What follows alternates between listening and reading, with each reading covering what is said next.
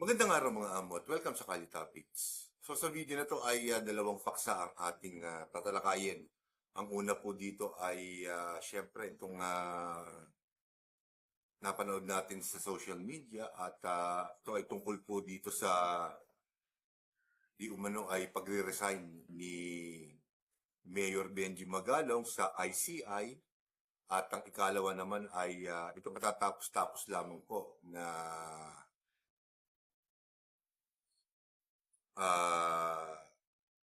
pagdinig ng Blue Ribbon Committee. So unahin muna natin itong unahin muna po natin itong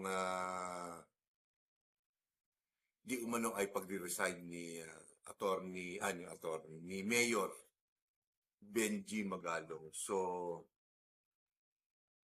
actually nagulat ako nung mapanood ko sa social media at syempre dito sa napanood ko ito specifically dito sa channel ni Attorney Libayan na nagsubmit na daw. Nagugulol-gulol pa. Nag-submit ng resignation letter si Mayor Benji Magalong kay Pangulong Bongbong Marcos at ang kanyang dinahilan ay parang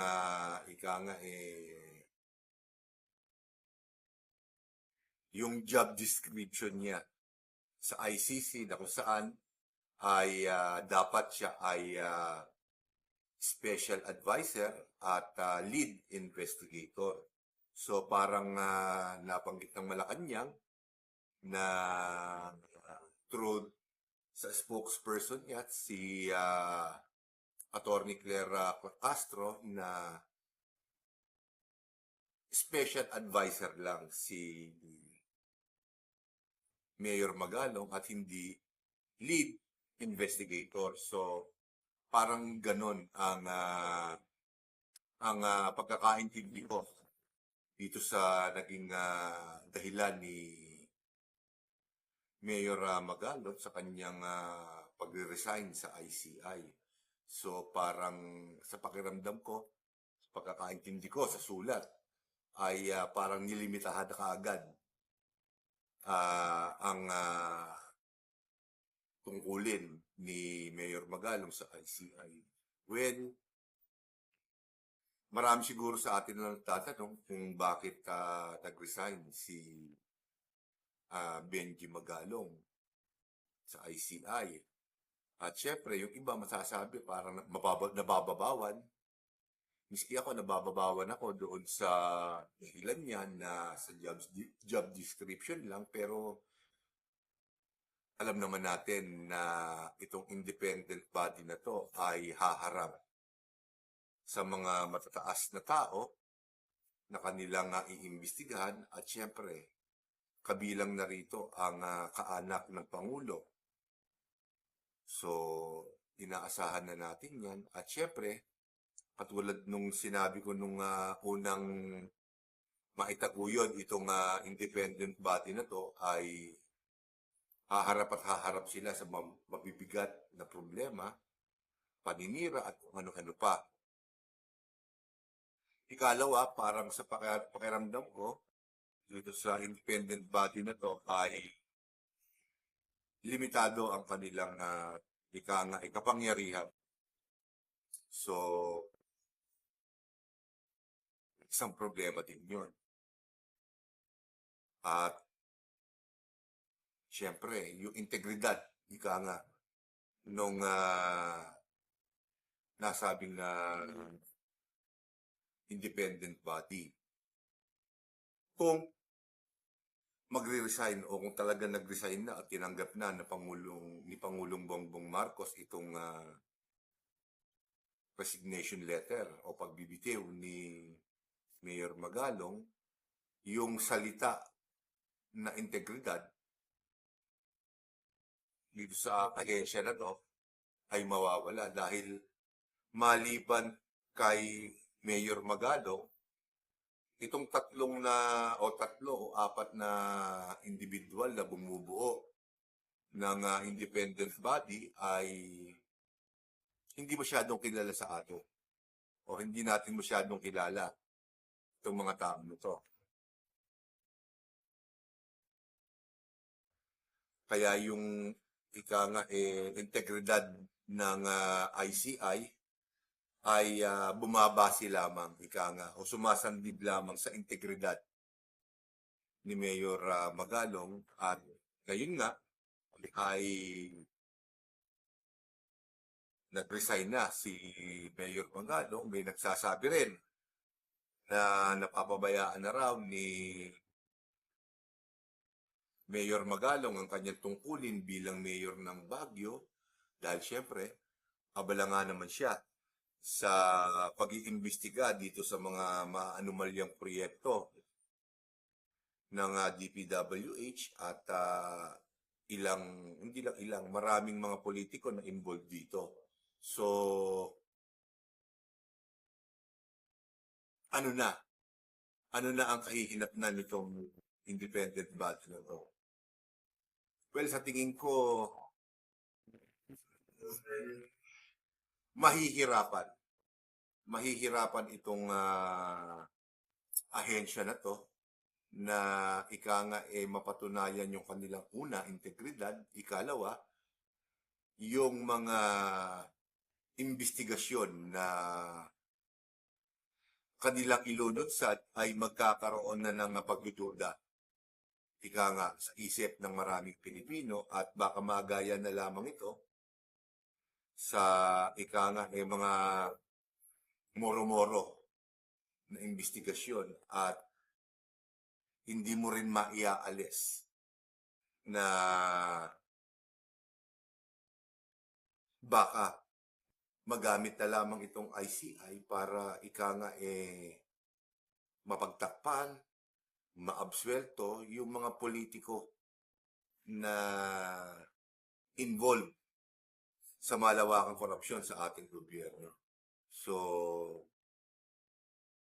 kung tatanggapin o kung tinanggap na ng Pangulo yung resignation letter ni Mayor Magalong, sa tingin ko, hindi seryoso. Hayagan ko sinasabi, hindi seryoso ang Pangulo na talagang maresolba ang korupsyon sa ating bansa dahil ididikit na ng mga kalaban ni Pangulong Bongbong Marcos yung salita o yung terminong mga kamag-anak mo ang involved dito. Namely si former Speaker Martin Romualdez at syempre baka madamay na rin si Congressman Sandro Marcos. Medyo malaking dagok yan sa sa adhikain ni Pangulong Bongbong Marcos. At syempre karugtong na rin ito itong ikalawang paksa natin itong katatapos-tapos lamang na Blue Ribbon na hearing. So, nung huli sinabi ko na baka lumabas na lamang na korong-koro ng mga pagdinig na ginagawa ng Blue Ribbon Committee dahil halos paulit-ulit na lamang yung mga sinasabi ng mga resource person dito sa pagdinig na to at idagdag mo pa rito, syempre, napapansin ko rin na madalas na o kung di man isa, 2 beses ko na nakikita si Secretary Boying Rimulya na dumadalo sa mga pagdinig na to at parang Santa Claus na namumudmod ng WPP o yung tinatawag na Witness Protection Program sa mga resource person na gustong mag-avail ng nasabing pribilehiyo dahil parang tumatayo na rin silang witness, taga-Bulgar ng mga pangalan ng mga matataas na tao na involved dito sa malawakang korupsyon. Ang masakit nga lamang, marami sa atin na nakakapunan na parang selective yung kanyang pagbibigay ng WPP sa mga individual na nagnanais kumuha ng nasabing programa na to. At marami rin ang nakakapunan na parang yung mga witnesses na nagbubulgar ng mga pangalan ay sa una, medyo matapang-tapang sila na nagbabanggit ng matataas na politiko sa ating bansa. Pero oras na madala na niya sa opisina niya o sa Department of Justice yung mga individual na to, pagbalik sa hearing ay iba na ang binabanggit at parang medyo ilang na silang magbanggit uli ng mga pangalan at mga pangyayari dito sa mga korupsyon na nagaganap. So parang nagkakaroon na ng lugid. Ika nga yung mga liig ng mga nagbubulgar at narirendahan na sila. Ganun ang akin nakikita dahil nung mga nauna naman hindi ko naman sinasabing korte kay Marcoleta o kay Senador Lacson ay magkaiba. Pero napapansin ko lang simula nung kumalo si Secretary Remulla dito nga sa pagdinig na to ay halos parang narirendahan na rin ang mga pagbubulgar na ginagawa ng mga kontratista, ng mga dating empleyado ng DPWH at parang sa ilang personalidad na lamang sumisentro yung investigasyon in aid of legislation. Lagi kong inuulit yan. Dahil in aid of legislation daw yung kanilang purposes dyan sa mga pagtinig na yan. So, napupuna ko rin na simula nung si Senador Pangpilo Lacson na ang humahawak, ay parang ang mga nadidiin na lamang ay yung mga personalidad o yung mga senador na kadikit sa mga Duterte. Diba? Si Joel Villanueva, Duterte yan. Si Estrada, Duterte. Chis Escudero, palihim na Duterte, palihim na. Pero most likely, nung panahon ni Duterte, si Chis Escudero ay isa sa mga masugid na taga-suporta rin ng mga Duterte. Hindi na rin ako magtataka kung sa mga susunod pang pagdinig, dahil nabanggit ko na nga sa inyo at nabanggit na rin ni Senador Pangpilo Lacson na mga isa o dalawang pagdinig na lamang ang magaganap, ay ibig sabihin nito, parang sa akin, sa aking sariling pananaw, ay parang pinuputol na, ika nga, ni Senador Lacson, yung mga tao o yung mga individual na nais maglahad o magbulgar ng mga kalokohan ng mga politiko. Dito sa pagdinig na to, merong ika nga parang surpresang witness na pinagsalita ni Senador Marcoleta, at ito nga ay si Roberto Galeza ba yun? Hindi ako nagkakamali. At dito, isang marin, isang sarhento, isang sundalo, ay naglahad na isa din daw siya dito sa mga individual na naghahatid ng pera sa mga bahay ng mga matataas na politiko na to, sa bahay ni Speaker Romualdez, sa bahay ni Saldico, at nakakagulat dahil pati yung ICA-CIS ay nabanggit din ng sundalo na to. Si Eric Yap yata, si Representative Eric Yap, kung hindi ako nagkakamali, ay nahatiran din daw niya ng pera. So, napuna ko din nung isinumiti na niya yung kanyang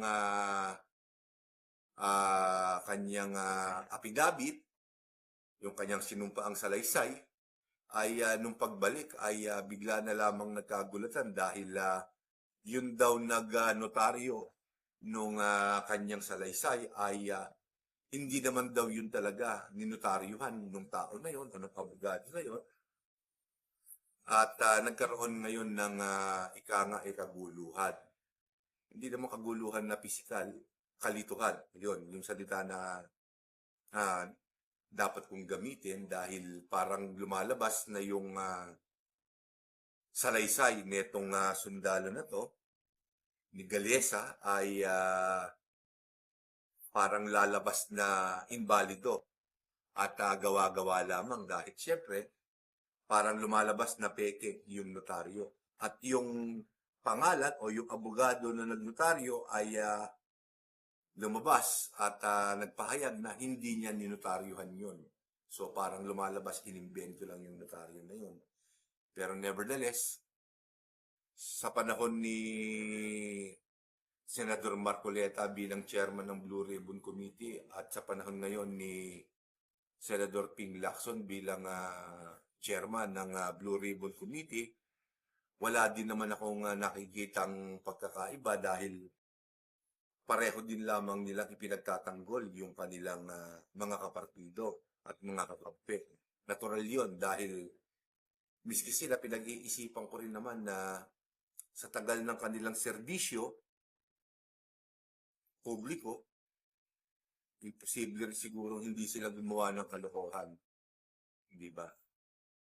Wala tayo dapat isegregate sa mga politiko natin. Magmula sa senador, sa congressman, hanggang sa pinakamababang posisyon, isipin natin na lahat yan ay nangungurakot. At lahat yan ay gagawa ng paraan para makalusot. Kaya ako nasabi na itong mga pagdinig ng Blue Ribbon Committee ay parang lumalabas na palabas na lamang.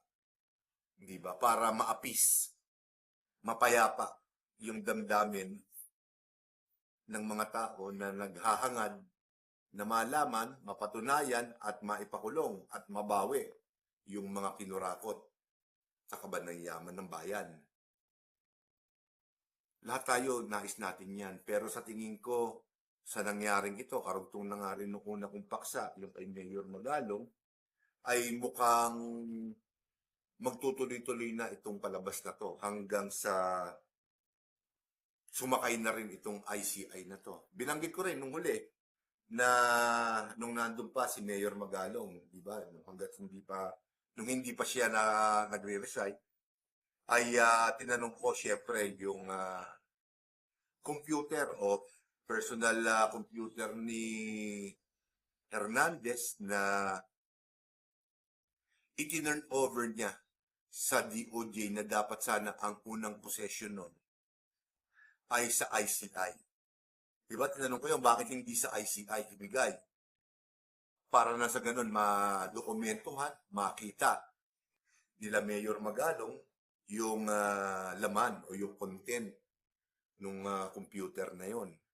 Pero bakit sa DOJ bumagsak agad? Kaya marami na rin na nagsasabi na parang ito ay palabas na ng mga remulya. Kumbaga, dinadivert na ng mga remulya ang investigasyon na to sa kahit na anong ahensya ng gobyerno para maprotektahan ang mga kaanak ni Pangulong Bongbong Marcos. So, ganyan talaga ang sitwasyon dito sa ating bansa.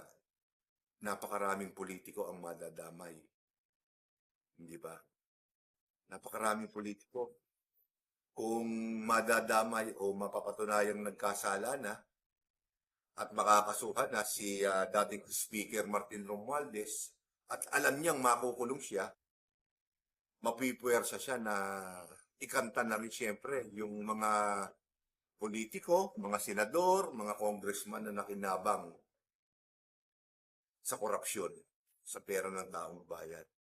So kaya hindi na rin ako magtataka kung yung mga politiko natin na dumadalo, nagsasagawa ng mga pagdinig patungkol dito sa mga flood control projects na to, ano pang mga project, ay magtatakipan na. So, pagtatakpan na nila ang isa't isa. Yan po ang nakakalungkot na katotohanan. So, paano natin Paano natin makukontra ito? Huwag tayong tumigil. Huwag tayong tumigil na magtanong. At huwag tayo basta-bastang maniwala sa mga sasabihin o ia-anunsyo nila sa mainstream media, sa mga balita. Pakatandaan po natin, itong mga politiko na to ay nagpapaikot-ikot lamang sa mga posisyon na yan. At pakatandaan po natin na kaya lang sila nahandyan, hindi para maglingkod sa atin, kung hindi para kumita lamang sa kanilang mga posisyon. Diba? Kasi kung paglilingkod sa bayan na nais nila, bakit habang tumatagal sila sa posisyon, lalong nadadagdagan ng kanilang yaman? Ayan lang, ang simpleng tanong. Diba? May mga politikong nag-umpisa na, oo, mayaman na sila. Pero habang tumatagal sila sa kanilang posisyon, yung yaman na yun, kung hindi man nagiging triple, nagiging times 10 kagad. Samantalang hindi naman sila pwedeng humawak ng negosyo habang sila ay nakaupo sa posisyon. Diba, sinasabi nga nila, ang mga politiko ay dapat mamuhay ng simple o yung tinatawag na modest standard of living. Modest life. Kaya payak na pamumuhay. Walang alahas, walang mamahaling sasakyan, walang mamahaling bahay, sa katerbang sasakyan, lupa, pera sa bangko, pagpasyal-pasyal sa ibang bansa. Hindi nila dapat ginagawa yun. Pero bakit ginagawa? At bakit natin tinatanggap? So, kung talagang nais natin na mabago ang sistema ng ating gobyerno, kailangan bantayan natin itong mga politiko na to. Alam naman natin na korap silang lahat. Huwag na tayong maglukuhan. Diba? Ba't gagawin pa natin yung sarili natin? Kapag hindi natin pinakailaman ngayon to, kahit kailan hindi na tayo aasenso.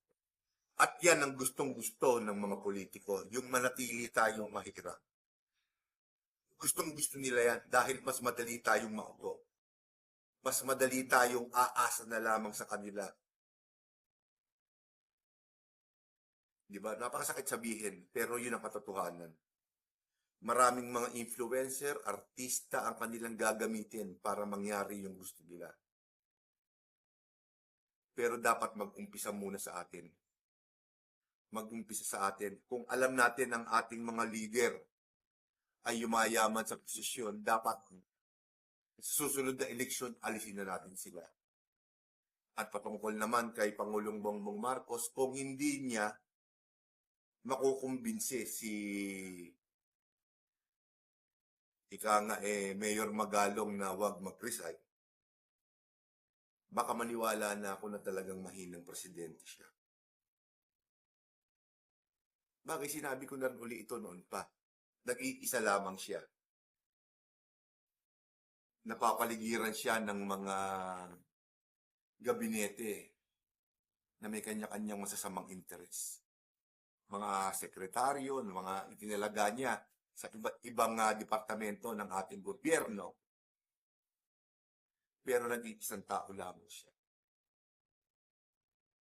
At kapag ganito na ang sitwasyon, na mabubulgar na ang mga kalokohan ng mga politiko natin, ng mga leader natin, pwede rin siyang pagkaisahan nito mga ito. Diba? So, kung ako kay Pangulong Bongbong Marcos, ang unang-una kong gagawin, ibalik, pakiusapan si Magalong. Dahil si Magalong lang ang may integridad na tinitingnan ng tao eh. Itong ibang miyembro ng ICI na to, wala naman eh. Hindi namin kilala yan. Hindi namin alam kung paano sila naupo dyan. Samantala si Mayor Magalong, marami na ang sumubaybay sa tao na to. Doon sa mga paglalahad niya ng mga kalukuhan, mga korupsyon, dyan sa DPWH. Nahawakan niya ang tiwala ng tao. Kaya yung integridad na dapat sana ay nakadikit sa ICI ngayon ay nawala. Pinangunang dapat gawin ni Pangulong Bongbong Marcos. Ikalawa, bigyan niya ng independence, kalayaan na mag-imbestiga itong ICI na to. At lahat ng mga tao, politiko, witness, na involved dito sa korupsyon na to, sa kanila muna dapat nila mapunta. Lahat ng ebidensya dapat sa kanila, hindi sa DOJ, hindi sa kung saan-saan. Sa DOJ, sa ICI muna dapat. Para mapag-aralan. At pagkatapos, ipapasa sa DOJ. Ang nangyayari kasi sa pagdinig nitong Blue Ribbon Committee na to, sinecure na ng DOJ lahat ng mga naglahad, nagbulgar na mga pangalan, maging ng mga ebidensya. So, nasa kapangyarihan na ngayon ng DOJ kung sino yung tutuluyan nila. Eh, alam naman natin na appointed lang sila ng administrasyon. Sino ang kakampihan nila sa tingin nyo? Lahat? Hindi. Ang kakampihan nila, yung kapwa nila, taga-administrasyon lang. At yung mga potensyal na pwedeng bumaliktad sa kanila. Ano ang ginagawa ng DOJ dito sa Blue Ribbon Committee? Wala naman silang partisipasyon dyan. Yun pa nga pala ang isa. Wala naman silang kinalaman dyan sa Blue Ribbon Committee na yan. Bakit nakikialam na kagad sila? Hindi pa sila, wala naman silang pakialam dyan sa Blue Ribbon hearing na yan dahil in aid of legislation lang yan eh.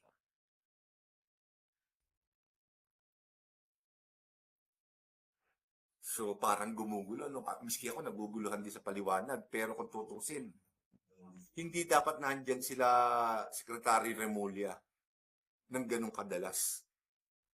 Wala naman silang maiaambag dyan eh. Ang sasabihin lang naman dyan ng mga senador, pwede ba nating bigyan ng WPP yan? Pero parang kontrolado na nila lahat eh. Pati Senado. Kaya pati ngayon yung integridad, yung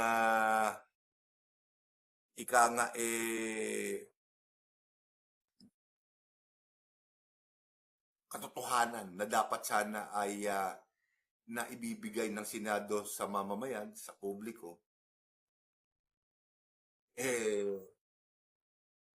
parang nalalabuan na rin tayong lahat na parang bang lumalabas na nga, na parang palabas na lang yung ginagawang pagdinig na yan. At katulad nung sinabi ni Senador Lacson, isa o dalawang pagdinig na lamang ang magaganap.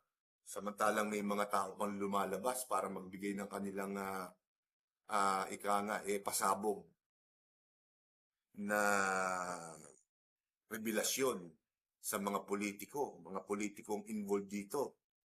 Parang pinipigilan na niya dahil siyempre mag-away na. Di ba? Halos parang lumalabas sigit na sa kalahati ng Kamara at ng Senado ang nadadamay. Kayo na mag-isip. Maaring sa pananaw ninyo parang wala akong punto, pero tingnan nyo na lamang ang ginagawa ngayon ng ating Senado. Miski sila nagkakampihan na rin. Halos parang nawawala na talaga ng direksyon yung ginagawang pagdinig. At parang pumapanig na lamang sa iilan. Nagkataon sa kalaban pa ng administrasyon, nakatuon ang atensyon ng Blue Ribbon Committee. Kayo na po ang mag-isip. So dito ko na muna po tatapusin ng video na to at syempre babantayan pa po natin dito mga ika nga kaganapan at development dito sa Blue Ribbon Committee at syempre kung ano ba ang kahihinatnan ni Mayor Magalong sa problemang kinakaharap ngayon ng ating bansa.